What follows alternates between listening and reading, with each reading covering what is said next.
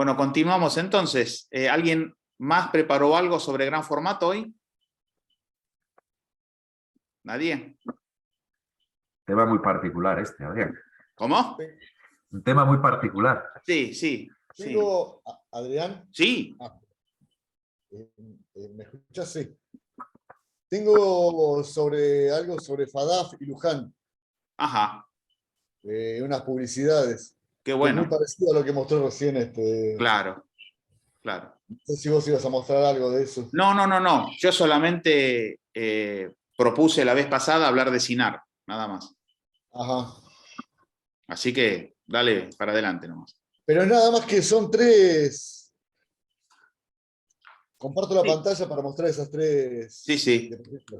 Sí, porque en realidad tenés razón lo que decís, ¿no? Mientras que Adolfo iba relatando la historia de este hombre y iba mostrando las cámaras, enseguida hice yo también la analogía con FADAF. El formato, lo grande de las cámaras, lo robusto y que hacía otros productos también. Muy similar. Hacía montones. Sí. Ahí comparto la pantalla. Dale. Ahí. Claro. Esa es una de las cámaras. Muy similar, sí. Espérate que se me... Ahí está. CG2. Ves que es muy parecida a todas las estructuras que hacía. Y esta es una, porque hacía un montón de modelos. Montones. Sí. Y después hacía... A ver... Ay, no lo... Espera un segundito, a ver si lo... Acá. Jirafas, trípodes, tachos para iluminación, de todo, ese tipo de cosas. Abrillantadoras, guillotinas, todo tipo de accesorios fabricaban. Y lo fabricó hasta, yo creo que llegó hasta casi los 80, fines de los 70. Exacto. Es más, en la época del 40 y pico, 50, hasta fabricaban de madera todavía las contacteras, las que nosotros vulgarmente llamamos contacteras para hacer las copias de contacto, de madera. ¿Luján? Sí, claro. Ah, listo. No, yo lo tenía como más moderno. Sí. Yo tengo inclusive algunas publicidades como la que vos estás mostrando, pero de correo fotográfico sudamericano, a donde él publicitaba esas contacteras de madera. Claro, estas son de Fotomundo. Claro. De las primeras Fotomundo, del 65, 66, por ahí. Claro. Bueno, eso quería mostrar nada más para... Ahí está. Que acá teníamos también lo nuestro parecido. Exacto. Y a lo mejor por eso no entró ninguna de esas, porque eran iguales, eran prácticamente iguales. ¿Cómo ahí se mezcló un poco? ¿Qué decías, Marcelo? Que a lo mejor las españolas de esas no entraron porque eran muy parecidas a estas. Puede ser, claro. Puede ser. Y acá tenemos restricciones de importación y en esa época estaba muy restringida la importación. Así que... ¿Qué decía Piero? Quiero hacer una pregunta imprudente a algunos de ustedes. ¿Alguien trabajó con la contactera de madera para hacer contactos 12x18? Yo no. Yo tampoco. ¿Alguno trabajó con placas 12-18? ¿Cómo? Trabajó. Pregunto, ¿trabajaron con esos elementos que estamos hablando? Sí, yo hice en la década del 90 hasta el 2001, hice mucha publicidad con gran formato. Fotografía publicitaria. Bien. ¿Con qué placas? Generalmente usaba la Ektachrome S&S, porque en publicidad usted sabe que se usaba diapositiva. Era la que más me gustaba particularmente, ¿no? No, pregunto porque yo trabajé con la copiadora de contacto de madera. 6 teníamos. Y con placa 12x18 sacábamos los carnets, 4 tomas arriba y 4 tomas abajo. Hacíamos trabajos en placa 9x12. Y después terminamos haciendo muchas tomas en 6x9. Pero de la década del 65 te estoy hablando, ¿no? Claro. Y bueno, una de las contacteras de esa de de madera. Una la tiene en manos ahora Henry, y una de las máquinas nuestras la fabricaban en Bolzano y después la fabricó Bonasa. Bonasa en Balcarce, y después terminó la patente y las matrices terminaron en lo de Ocellame, ahí por Quilmes, Berazategui, por allí. Así que solamente quería saber si habían experimentado el hecho de trabajarlas, de trabajar en el laboratorio, copiar, papel, negativo. Fue una época maravillosa, Piero, y lo que comentó recién el estimado colega de España, el auge del gran cambio después de las Linux y todo, que aparecieron estos grandes, también matriceros, porque hay que reconocerle que además de ingenieros, grandes matriceros, han hecho cosas extraordinarias entre los 50 y los 70, todavía seguimos haciendo muchas cosas con placas. Eso quería acotar simplemente. Claro, excelente. Bien, ¿alguno más tiene algo para presentar? Piero, José, buenas noches. buenas noches. Yo tengo una contactera que era de sistema militar aéreo y es de 26 lámparas para negativos o positivos hasta 24×30. ¿Por qué tantas lámparas? Porque según como estuviera tomada el negativo, se podía por intermedio de las lámparas darle la exposición exacta a la toma.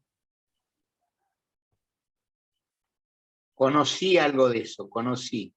En Geodesia, La Plata, en la ciudad de La Plata, está Geodesia, que hacían las fotos de los campos y la planimetría de los mapas.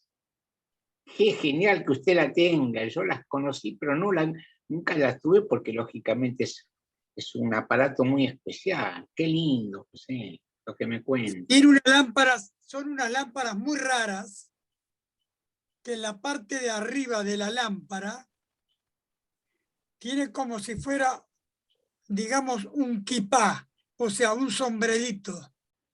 Y eso es lo que hace que le dé una suavidad espectacular a la fotografía. Sí, como un honguito, sí, qué lindo. Ay, qué lindo que usted que la tenga, porque si uno habla de eso por ahí, se asombra, qué bueno.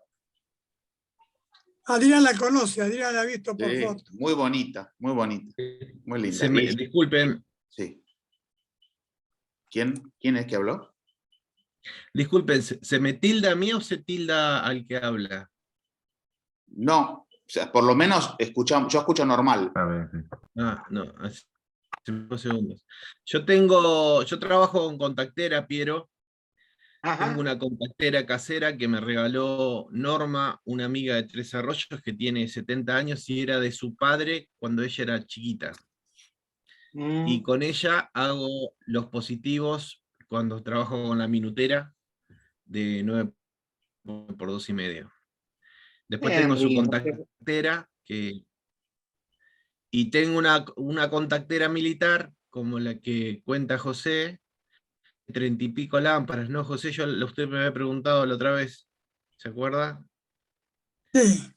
Tiene unas lámparas que son muy raras, tiene un acrílico blanco, un vidrio blanco, y tiene para poner filtros, y tengo la caja de filtros de Tassiani amarillo, con toda la escala, que los filtros cada uno deben medir algo de 40×40 centímetros.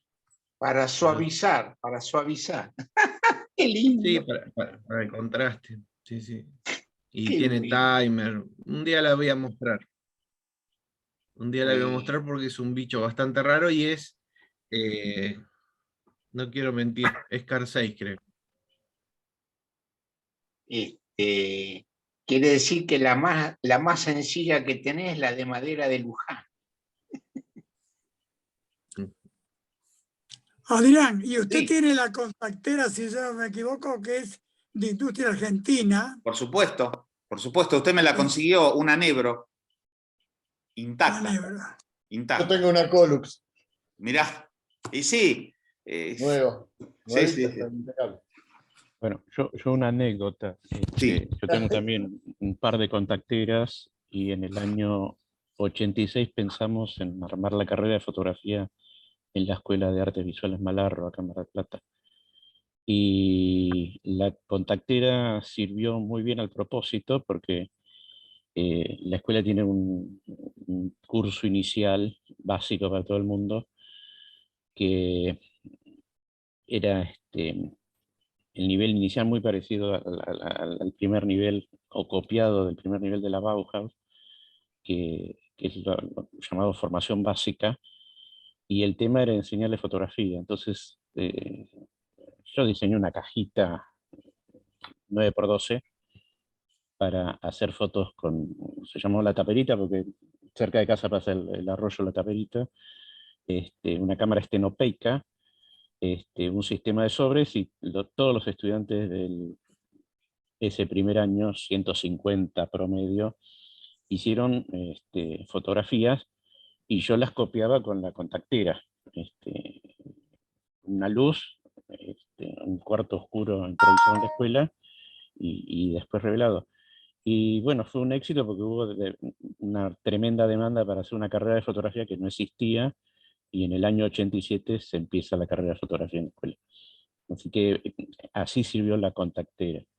Y después tengo una que no sé cuál es su origen, que es más o menos 90 centímetros por 60, que la he tenido para hacer algunas impresiones por contactos en procesos históricos, pero desconozco cuál era el origen inicial de esa contactera.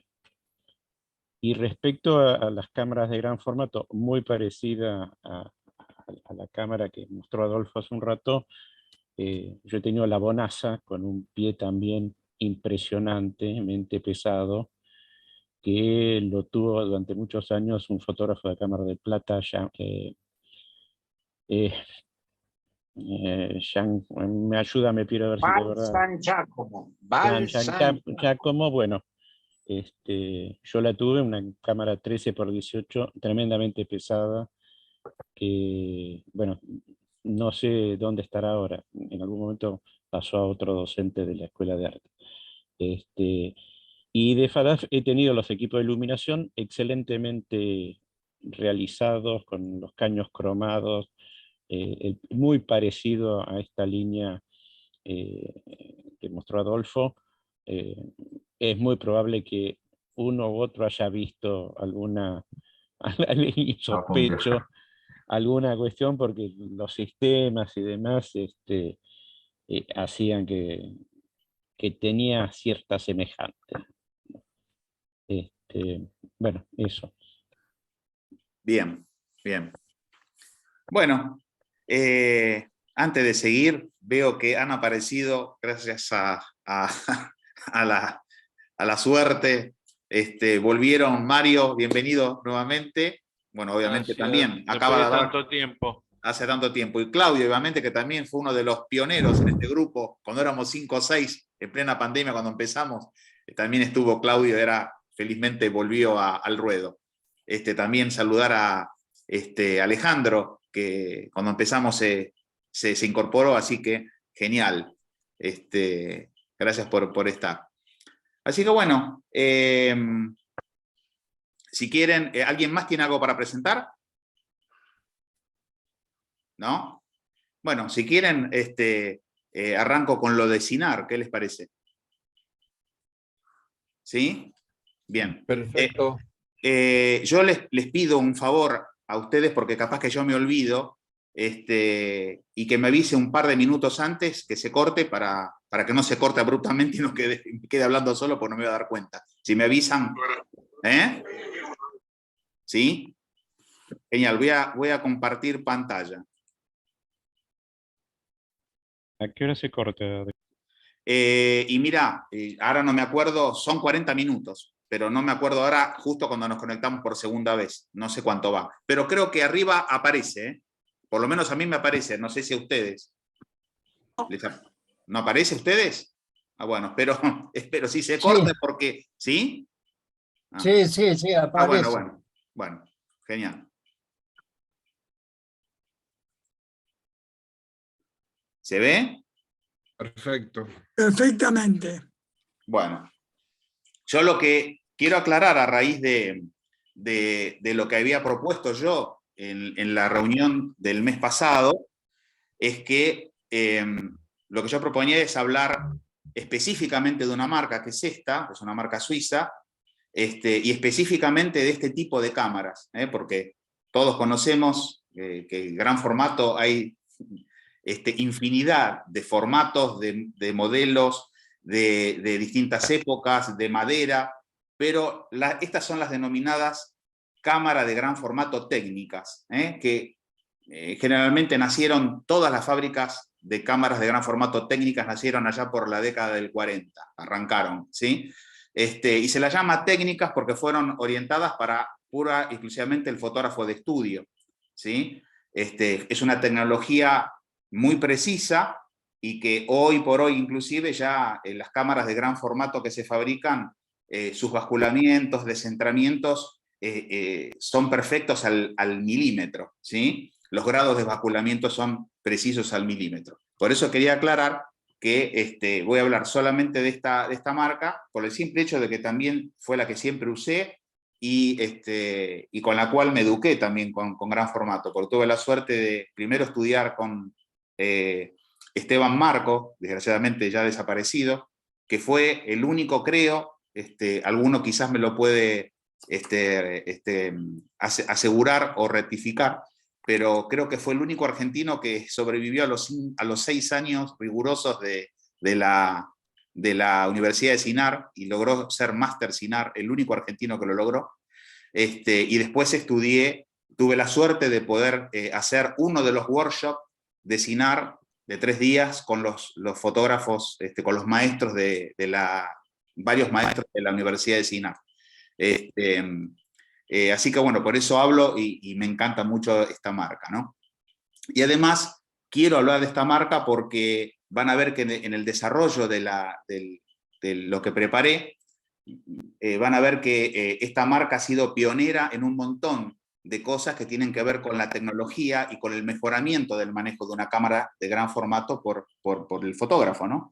Entonces ha marcado determinados hitos que siempre fue aventajando a todas las otras marcas que son competidoras y que lo siguen siendo en el día de hoy, ¿sí? Por eso lo que voy a hacer es, al principio, hablar brevemente de la historia, porque tampoco tuve mucho tiempo en ahondar de eso, de la famosa familia Koch, que fue la familia que fundó esta empresa, ¿sí? Voy a hacer un pequeño repaso histórico, solamente hablando de los principales representantes familiares de la empresa y después de los hitos que yo les comentaba recién, que han surgido sobre todo entre mediados del siglo pasado y principios de así que bueno, arrancamos, ¿sí?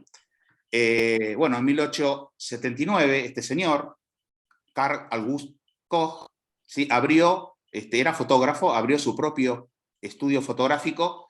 Disculpen mi forma digamos, de hablar o de nombrar esta gente con nombres medios raros. Disculpen mi aberración dialéctica, pero bueno. Lo abrió en Suiza, en una localidad llamada Schaffhausen. No sé si lo dije bien, corríjame alguno que... bueno, además de su trabajo en estudio, se dedicó exclusivamente al retrato. Era un retratista, según lo que he leído, un retratista en ese momento muy importante. Y era un apasionado también de la fotografía de paisaje, ¿sí? Y la fotografía de montaña. Era un apasionado de ese tipo de fotografía.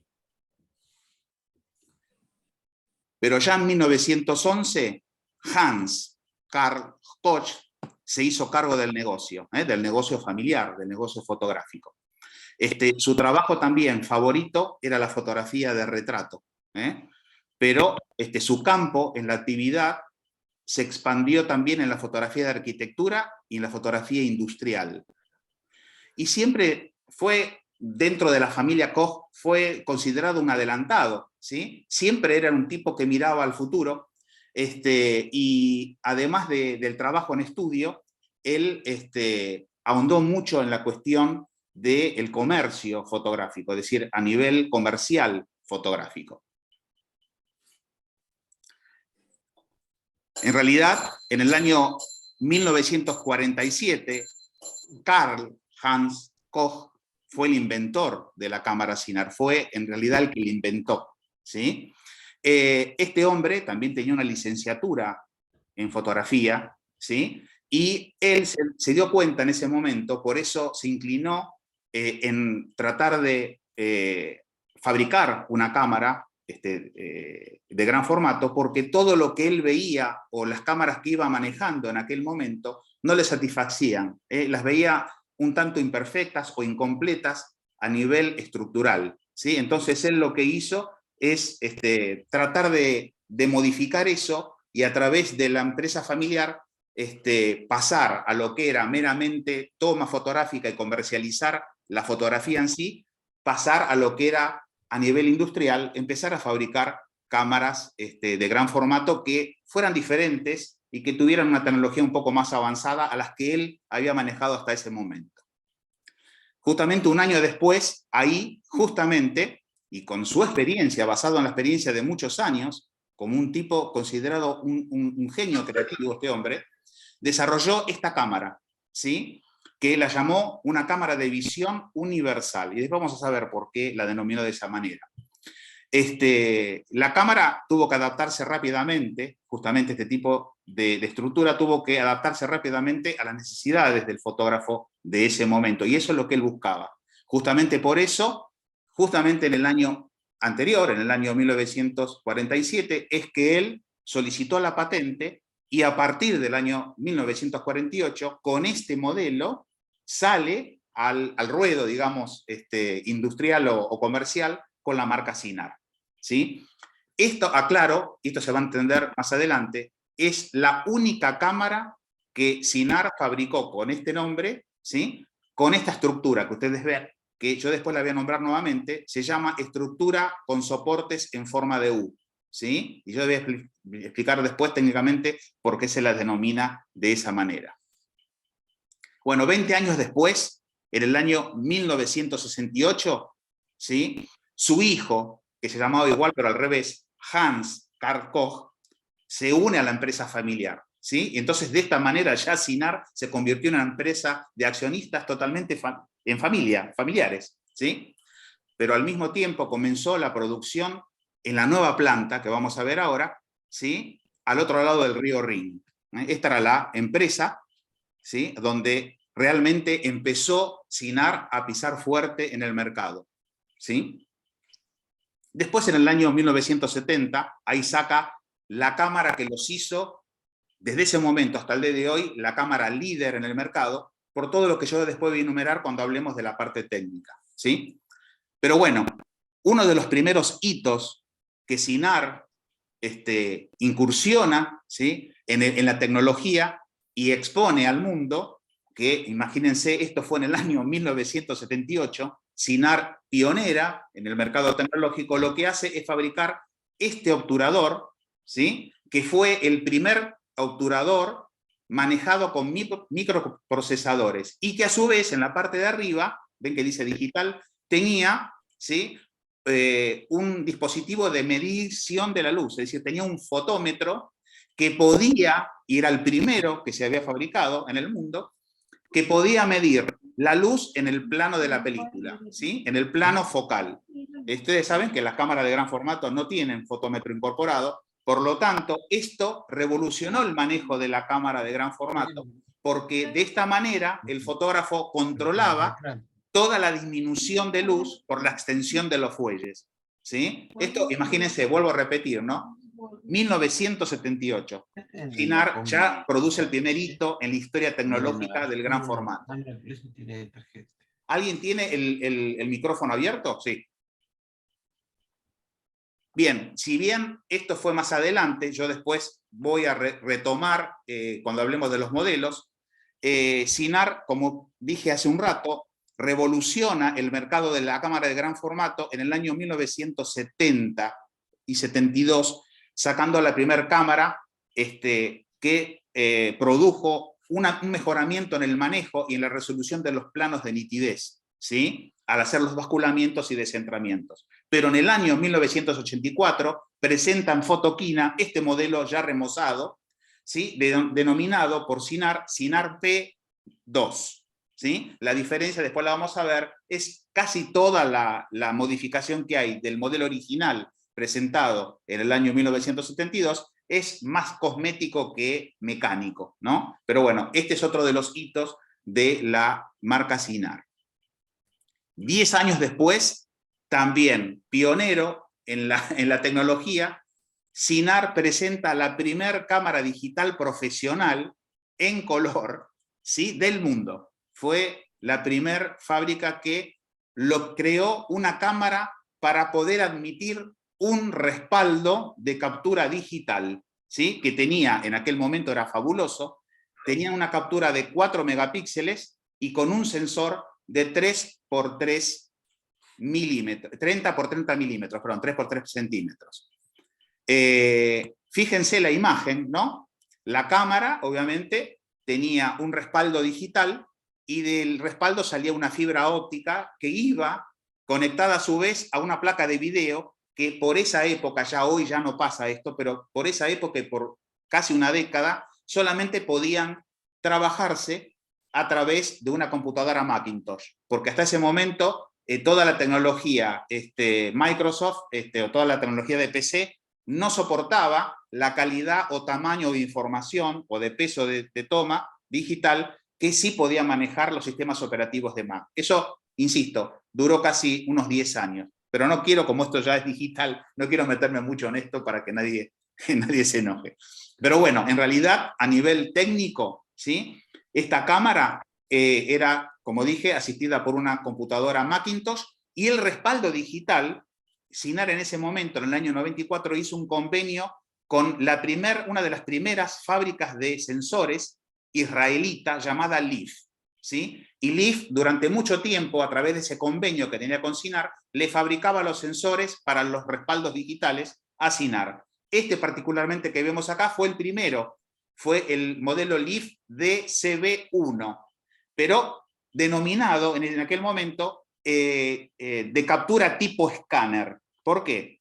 Porque con este back digital, que fue una de las primeras tecnologías aplicadas al gran formato, para formar una imagen había que hacer 3 disparos, cada uno en el famoso RGB, cada uno con un color, para que después el ordenador, en la Mac, formara la imagen final, ¿sí? Por eso se llamaba tipo escáner. Por lo tanto, era una revolución tecnológica en aquel momento, pero solamente podía ser utilizado con producciones estáticas, a donde no hubiera movimiento y no se podía trabajar con flash, sino con las lámparas de modelaje o luces continuas.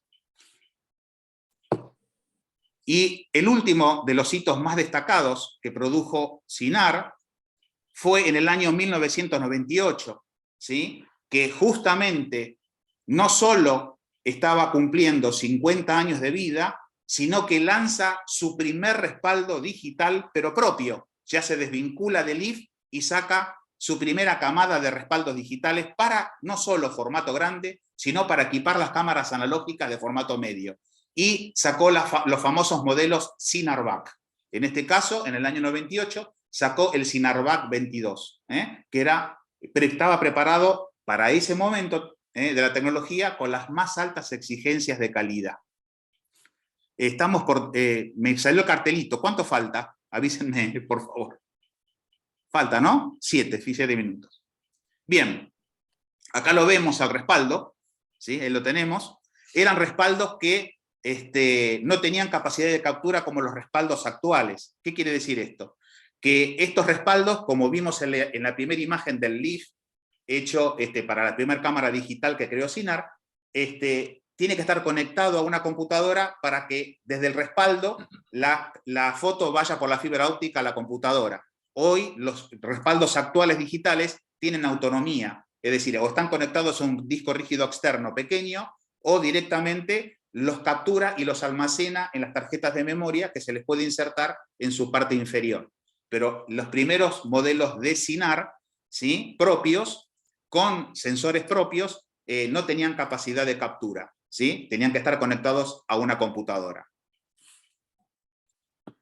Bien, ahora sí pasamos a la parte, digamos, técnica, porque justamente una de las cosas que Marcelo también me había pedido la vez anterior, en la reunión del mes pasado, que inclusive él tiene una cámara, que hablara un poquito de las cámaras y de los movimientos, si bien tampoco esto tiene mucho que ver con el grupo, sino que hablamos de cámaras, pero bueno, armé algo muy sintético para no aburrir a los que no les interesa mucho el tema, y para que más o menos le dé una guía a los que aquellos como Marcelo quieren en algún momento manejar una cámara o empezar a manejar una cámara de gran formato.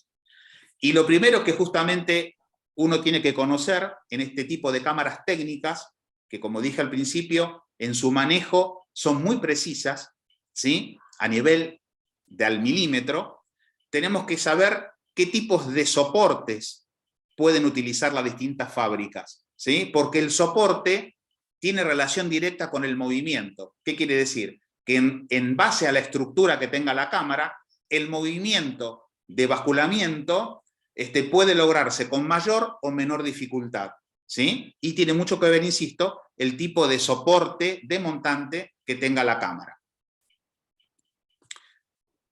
Bueno, el primero que podemos ver y que utilizaron todas las fábricas, inclusive recuerden cuando mostré la cámara que creó, que fue la primera que creó Cinar en el año 48, que utilizaban o siguen utilizando hasta el día de hoy este tipo de soporte, de montante. Ustedes saben que toda cámara de gran formato está conformada por dos montantes. El montante delantero se monta el lente y en el trasero se inserta el chasis de película o actualmente el respaldo digital.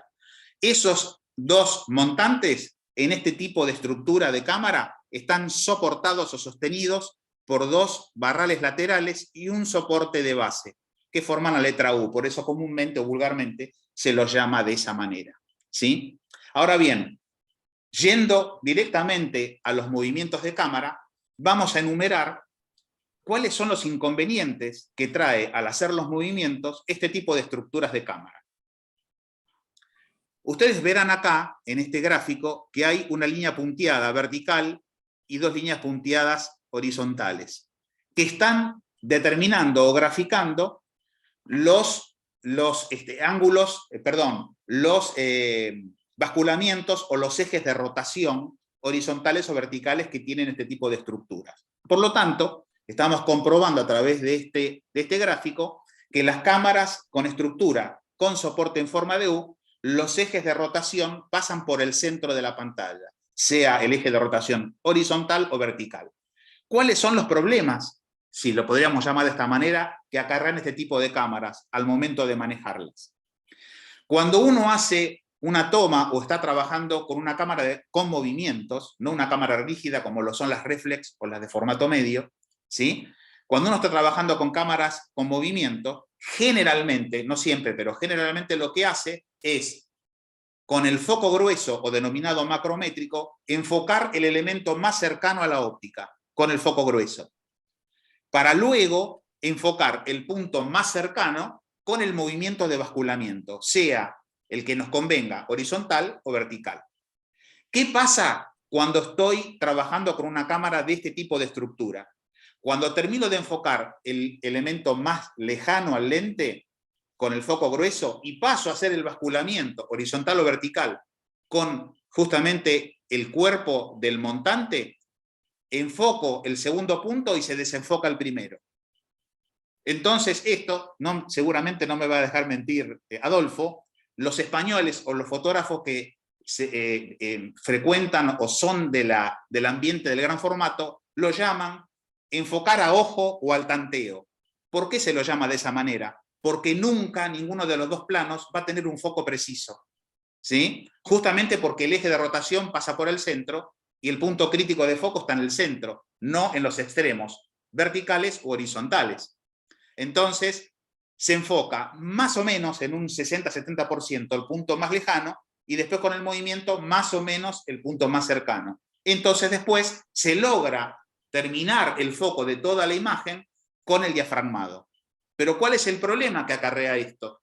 Acarrea que con un excesivo diafragmado se produzca lo que se denomina, o que también denominaba Theodor Scheinflug, ¿sí?, el problema de difracción. Y el problema de difracción, al cerrar tanto el diafragma, recuerden que los lentes de gran formato traen diafragmas cerrados que no son habituales o que no tenemos inclusive en los lentes de cámaras reflex, como el 45, el 64, el 90, el 128.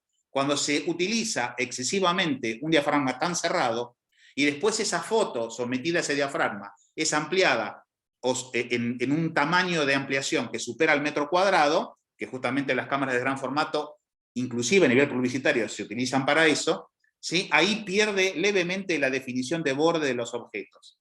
Entonces, este es otro de los problemas que trae el basculamiento en cámaras con soporte en forma de U, a donde pasa por el centro de la pantalla. Otro de los problemas que acarreaba o que acarrea el uso de la cámara con soporte en forma de U es a nivel analógico.